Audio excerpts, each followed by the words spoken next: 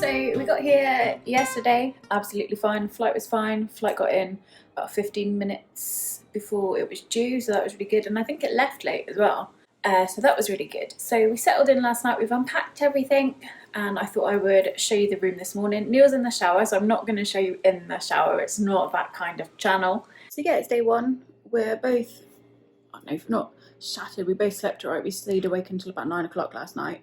We'd be sort of ready for this day and not spend the whole day sleeping. And I think this morning / afternoon we're going to head up to Disney Springs. We are going to pick the wheelchair up at about 9 o'clock. So I've ordered that from a company called Scooter Bug Orlando, which is one of the Disney sort of brand partners, and they recommended them. So we're going to pick that up at 9 o'clock from Bell Services. We asked yesterday and the very lovely lady told us where to get that from, so we're going to do that at about 9 o'clock. We're going to have breakfast before that, and then I think we're going to head up to Disney Springs, and we're talking about we might head over to the Magic Kingdom late afternoon this evening for the first park, and then tomorrow we are going to spend the day in Animal Kingdom. So yeah, it's a really lovely resort, Coronado Springs. It's really peaceful. There's lots of fountains. Last night we stopped and had food in the food court place, which I can't. What was the food court place called? El Mercado de Coronado. In case you need me to translate, that was El Mercado de Coronado. So it's like their food court bit, and that's where we got our refillable cups from. And last night we had fries and nachos, both of which were gluten-free. I fancied chicken tenders, but when we asked, they said they hadn't had any of the gluten-free ones for a while. So I'm hoping somewhere else has them because I really want to try them. But yeah, we had fries and nachos, and the nachos weren't great. It came with this cheese sauce, which was disgusting but amazing. And I dipped my chips in that. Fries. The fries were amazing. I could have eaten 50 of those. No, I did probably eat 50 of those. I could have eaten a lot more of those. And then after that, we had a little look in the shop. I got some new earrings, which are little Mickey Mouses. For my birthstone, which is Emerald, which is May, because it's my birthday soon, in 6 days I think. After that we just had a drink at this Laguna bar. We sat next to the water, which was so lovely, and I got really excited because there were fish in the water and we saw a turtle, and that was really cool. There was a turtle in the water, which was wicked. So yeah, that was our first night here. So yeah, like I said, today we're hopefully going to go off to Disney Springs. And yeah, that's it. We've got to find some sun cream. We didn't bring any with us, and we thought we'd be able to buy some in the shop, but we couldn't, so we've got to go and find some sunscreen today. So neither of us burned to death. But yeah, that's it, and I'll keep you updated over our holiday.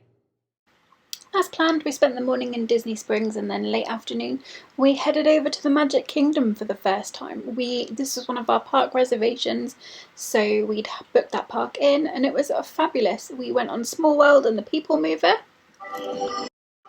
Basically just chilled. We didn't have anything planned. We just had a little look around and kept it sort of quite casual. Didn't really have a plan to do anything, and it was just really nice just to be there and see everything again for the first time in a couple of years.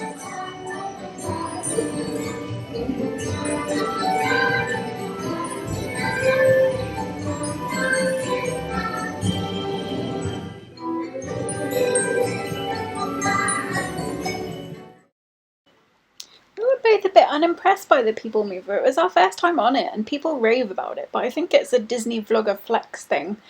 We didn't think the People Mover was that good, and I didn't like being plunged into darkness for part of it. After the People Mover, we headed over to one of my favourite rides, Carousel of Progress. He introduced the show at the World's Fair in New York City in 1964, and it was an immediate smash hit. Millions of people came to see it. And since then, the Carousel of Progress has had more performances than any other stage show in the history of American theater. He follows his dream with my heart, and when it becomes a reality, it's a dream come true for you and me. So there's a great big beautiful tomorrow shining at the end of every day. There's a great big beautiful tomorrow, just a dream away. So day 2 saw us head over to the Animal Kingdom. We had a park reservation and we decided to use Genie Plus, which actually we found great. We made really good use of Disney Plus and it was fantastic. It's a really good system, really good idea. I highly recommend Genie Plusing your day if you want to just make sure you get on certain things. It's really good. It's great. You have to fiddle with it a bit to make it work sometimes, but yeah, we found it really successful. So we had an early morning reservation for the safari. Oh, yeah. It's counting zoos in the wild. That's not a lot. Interesting reflex. They're taking a nap underneath the water, and it's time for them to get a breath of air. Automatically lift their head up, get that breath of air, and lower their head right back down without it. Long jaw strength, more than 2,000 pounds per square inch. So he was kind of doing a little bit of his morning roar. So it is a dominance call that is done in the morning time and in the evening time to show they're in charge of an area. At full volume, it can be heard around 5 miles away. Their home, not ours. I don't know what's up, babe. Slowing things down. Could be another ostrich. But we still get a good view of the lions right now. She's kind of keeping an eye on those eggs to the right there. One of the eggs weighs about 3 to 4 pounds. I was then super brave and went on the very scary expedition Everest. I was able to take my wheelchair right up to the ride entrance and transfer from my chair to the ride, which was great, and it pretty much always guarantees you a back row ride, which was very scary. I'm really proud of myself for doing it though. Most of the rides we went on at Disney were great, and I was able to transfer right out of my wheelchair right onto the ride car, which I found just so much more helpful. All of the cast members were really great and they asked me a couple of questions. Could I transfer? Could I walk a few steps? Could I get onto a moving ride? That sort of thing, which I found really helpful, and they just sort of really catered to my needs, which I really liked. We didn't bother to use DAS or DAS pass because my issues are mostly mobility issues, and because I have a wheelchair, it doesn't essentially matter how long I'm stood in a queue for. I can still stand in a queue for that length of time, so we didn't really use a DAS pass as we never sort of felt the need to take that away from someone else. And I think because Disney don't ask any questions, I think there is a bit of a tendency for people to abuse the DAS pass system, but that's not for me to say. So we then used Genie Plus to use a lightning lane for Dinosaur, which, oh my god, was actually really frightening. I did not expect it to be as bumpy and terrifying as it was. It was really fast and it was really bumpy. It sort of really knocks you around a bit. So if you're not into that, I would definitely avoid Dinosaur because it is a little bit terrifying. So I then had one of the fancy green apple Dole Whips, which was lovely. The green apple syrup was really nice. And we settled down then to watch Kite Tales. My favourite bit of which is when the lady at the start basically says that if it goes wrong, it's meant to go wrong, so pretend it's not going wrong. I just think that really sets up what you're about to see.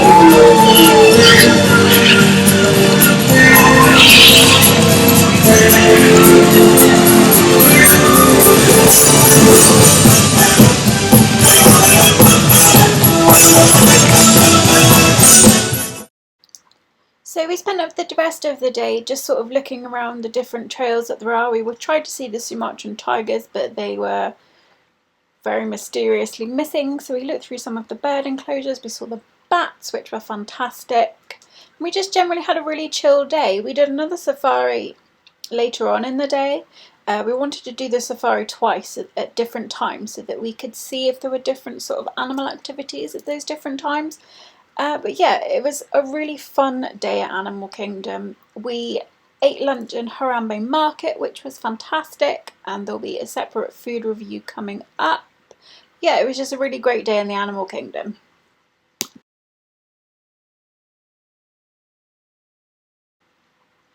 The next morning we headed over to Hollywood Studios. We didn't have a Genie Plus day planned on our first day there.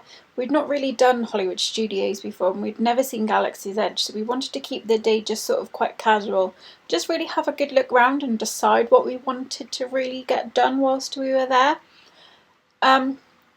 We used a really different mix of transport in and around Disney whilst we were there. We used the buses and we used Uber a lot, and we used sort of the other Disney transport like the monorail and the Skyliner. We found at our resort sometimes the buses were really busy and sometimes it was just a lot easier to get an Uber over. Hollywood Studios is a really great park.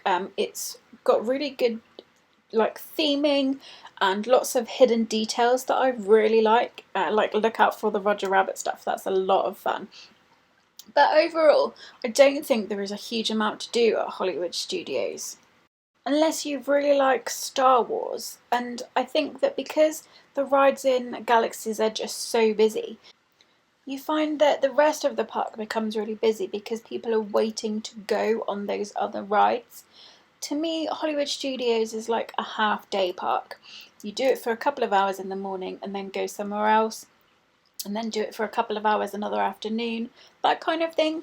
I don't know what your opinion is. Let me know below if you love Hollywood Studios and if you love Galaxy's Edge. It's not for me. We're not into sort of Star Wars and stuff, so this whole bit, whilst looking really cool and like you are on a completely different planet, it's just not really for me. And I think because the rides at Hollywood Studios have such long waits on them, like I said, it just makes everything else feel a lot more busier. But yeah, Galaxy's Edge, whilst making absolutely no sense to me whatsoever, was really cool. I love the way that they've built everything so that it looks like some things are really far off in the distance. It's just got great theming in this park, and I imagine if you're a Star Wars fan, it is probably just an amazing place to be. I really wanted to try a Ronto wrap. They do two different kinds, like a later in the day one and a breakfast one. Neil had the breakfast one and he really enjoyed it, so he's hoping to try the other one next time. We then headed over to Andy's backyard, Toy Story Land. I love it here. The theming is just genius. It's just so cool. It's a lot of fun. It's really colourful. I love Toy Story Land. The queues for the rides here are usually enormous, and we sort of decided what we wanted to do here, and then we made plans to come back and Genie Plus those rides just to make it a little bit easier, so we weren't waiting around as long. But yeah, Toy Story Land is always mad busy. It's just so much fun here. We were then lucky enough to catch Chip and Dale having a little picnic. This was a lot of fun, and even though they are sort of still a little bit socially distanced, they do stop to wave at everyone, stop to interact with people, and sort of you can take selfies and things with them, which was so much fun. I could have stayed here and watched them for ages. It was just, they were having so much fun. I love Chip and Dale. They're two of my favourite characters, and it was just great to watch them just giddying about.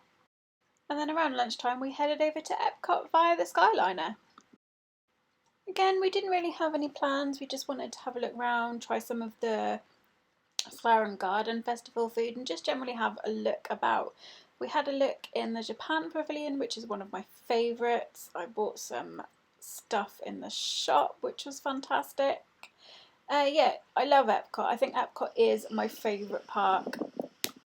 And we finished up our day at Epcot with a trip to L'Artisan de Glaces. I can't speak French. I had some sorbet and Neil had an ice cream sandwich. And then we had a look around the shop, which was a lot of fun.